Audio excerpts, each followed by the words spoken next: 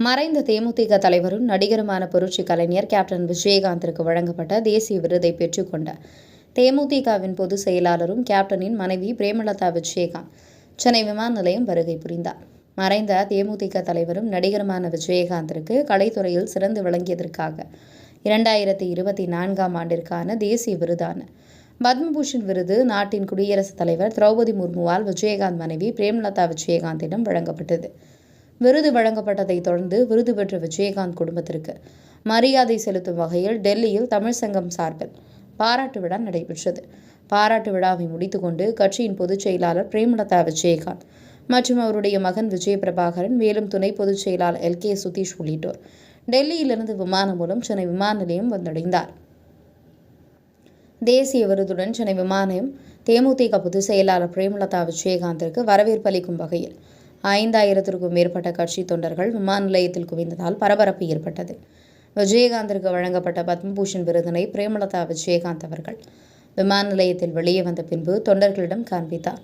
அதன் பின்பு திறந்தவெளி வாகனத்தில் ஏறி தொண்டர்கள் அனைவருக்கும் பத்மபூஷன் விருதினை பிரித்து ஒன்றின் பின் ஒன்றாக தொண்டர்களுக்கு பிரேமலதா விஜயகாந்த் காண்பித்தார். அதன் பின்பு திறந்தவெளி வாகனத்தில் நின்றபடியே தொண்டர்களுக்கு கையசைத்தபடி கோயம்பேட்டில் உள்ள தேமுதிக தலைமை அலுவலகத்தில் அமைந்திருக்கும் தேமுதிக நிறுவன தலைவர் விஜயகாந்தின் நினைவிடத்திற்கு புறப்பட்டு சென்றது குறிப்பிடத்தக்கது. விமான நிலையம் முழுவதும் தேமுதிக நிர்வாகிகள், தொண்டர்கள் பிரேமலதா விஜயகாந்த் அவர்களுக்கு உற்சாக வரவேற்பு அளித்ததும் குறிப்பிடத்தக்கது. முன்னதாக தேமுதிக பொதுச் செயலாளர் பிரேமலதா விஜயகாந்த் அவர்கள் செய்தியாளர்களை சந்தித்தார். அப்பொழுது அவர் கூறியது என்னவென்றால், இந்த விருதை கேப்டனுக்கு சமர்ப்பிக்கிறேன். அவர் மீது அன்பு கொண்ட தமிழர்களுக்கு இந்த உயரிய பத்மபூஷன் விருதை சமர்ப்பிக்கிறேன். அவர் வந்து இந்த விருதை பெற்றிருந்தால் அது இன்னும் பெருமையாக இருந்திருக்கும். அவர் இல்லாத இந்த நேரத்தில் மிகுந்த வேதனையாக இருக்கிறது என்று தெரிவித்தது குறிப்பிடத்தக்கது. முன்னதாக பிரேமலதா விஜயகாந்த் வருகையொட்டி அவரது வரவேற்பதற்காக அவரது இளைய மகன் சண்முக பாண்டியன் அவர்கள் சென்னை விமான நிலையத்திற்கு வரவேற்பதற்காக வந்தபோது அவரை உள்ளே அனுமதிக்காததால் தொண்டர்களிடையே கடும் வாக்குவாதம் ஏற்பட்டது. அவரை உள்ளே அனுமதிக்குமாறு போலீசாரும் தொண்டர்களும் இடையே தள்ளுமுள்ளும் ஏற்பட்டது. இதனால் சென்னை விமான நிலையத்தில் பெரும் பரபரப்பு ஏற்பட்டது. உங்கள் பகுதியில் உடனுக்குடன் முக்கிய செய்திகள் உங்கள் விரல் நுனியில் காண எங்கள் தவசி நியூஸ் 24 சேனலை காண தவறாதீர்கள். உங்கள் சென்னை விமான நிலையம் செய்தியாளர் பிரபுவுடன் உங்கள் தவசி ரமேஷ்.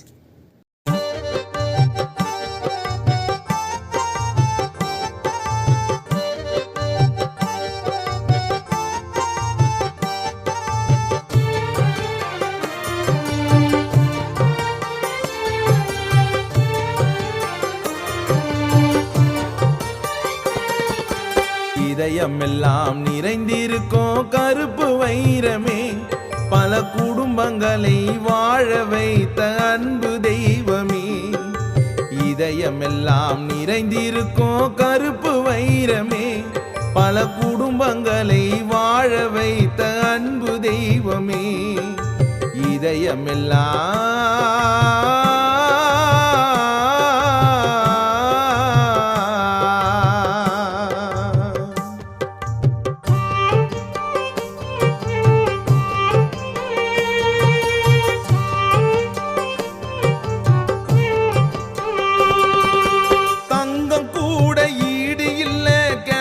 குணத்துக்கு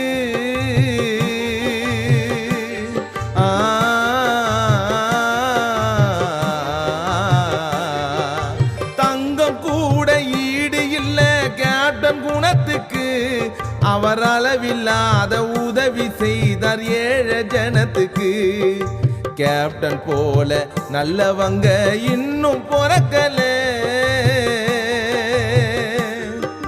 கேப்டன் போல நல்லவங்க இன்னும் பிறக்கல.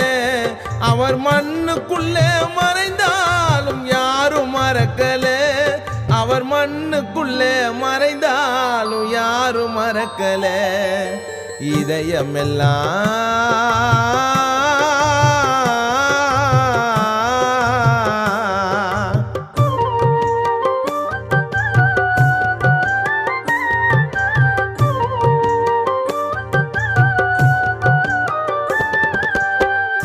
உலகில் அவர் இருந்தார் நல்ல நடிகனா.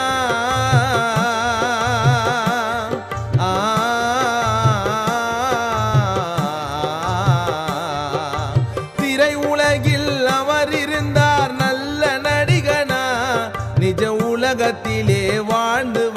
யார் சிறந்த மனிதனார்? சேதி கேட்டு தமிழ்நாடு துயரம் கொண்டது. சேதி கேட்டு தமிழ்நாடு துயரம் கொண்டது. இறுதி ஊர்வலத்தில் சென்னை நகரம் ஆட்டம் கண்டது. இறுதி ஊர்வலத்தில் சென்னை நகரம் ஆட்டம் கண்டது. இதயமெல்லாம்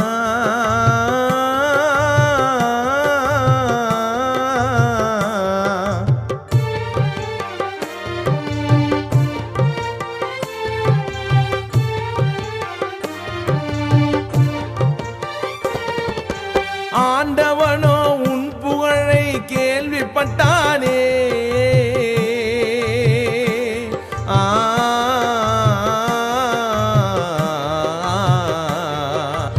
ஆண்டவனோ உன் புகழை கேள்விப்பட்டானே.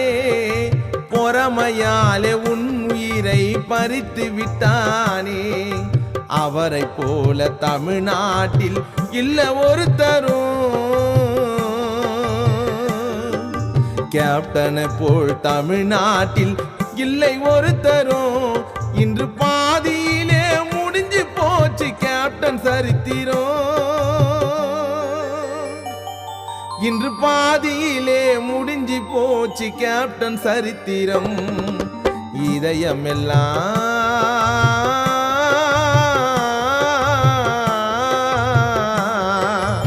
இதயமெல்லாம் நிறைந்திருக்கும் கருப்பு வைரமே.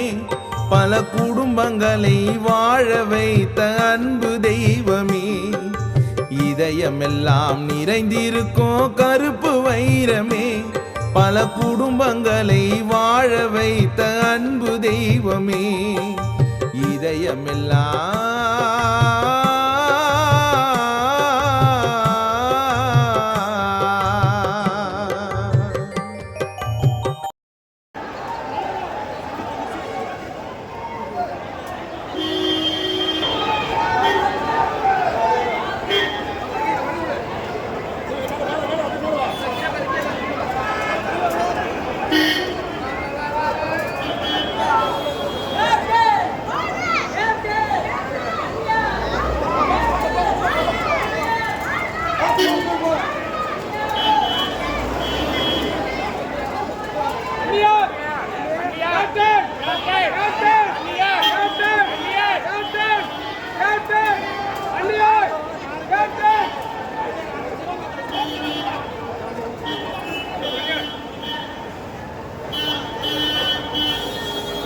அவார்டை பெற்று இதை கேப்டனுக்கு இந்த நேரத்தில் நமது சென்னை ஏர்போர்ட்டில் நான் சமர்ப்பிக்கிறேன்.